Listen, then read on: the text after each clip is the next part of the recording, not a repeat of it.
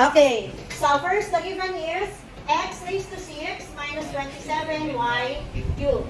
Okay, first let us identify if the given binomial is an example of sum or difference of 2 cube. Okay, so kailangan mag-satisfy yung given natin sa tatlong condition. First condition, the given is a binomial. Second condition, there is a plus or minus sign. Third condition, each term is a perfect cube. Okay, let's get the cube root. How to get the cube root of the variable? Paano natin kinukuha or how to identify if the given variable is a perfect cube?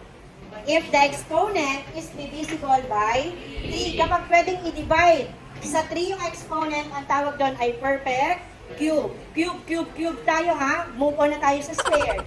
Okay, first step, copy the variable. Then get the cube root. How to get the cube root? Just divide the exponent by 3. 6 divided by 3. 2. Magiging 2 na yan. Or x squared. Ito yung cube root ng first term. O yung tinatawag natin letter A. Now, get the cube root of the second term.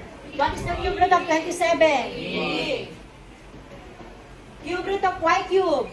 Magiging ano na lang si y cube. Okay. Dahil satisfied naman sa tatlong condition, step 1 na tayo. Step 1, create 2. Okay, sa first parenthesis, the binomial. Second is trinomial. Then apply the SOP. What is SOP? Say, what is the sign or operation? Difference or subtraction.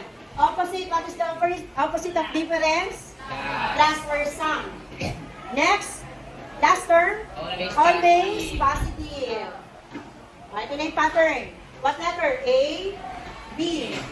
A squared, AB, B squared. Then, sa step 2, apply or substitute the value of A and the value of B. Lahat ng A papalitan ng X squared. Lahat ng B papalitan ng 3y. Ano si A?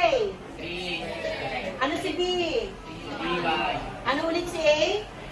Okay, dahil si A ay may exponent, we need to use a parenthesis. Ano ulit si A?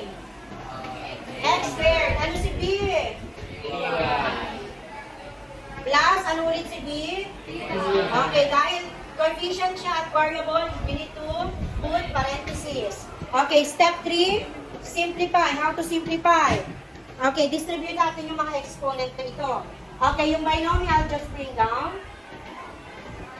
Okay, how to simplify this? Multiply x squared how many times?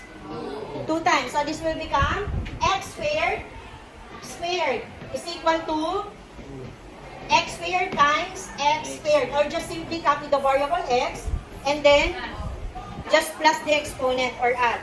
2 plus 2? Okay. Do you understand? Or another method is we can apply the law of exponent.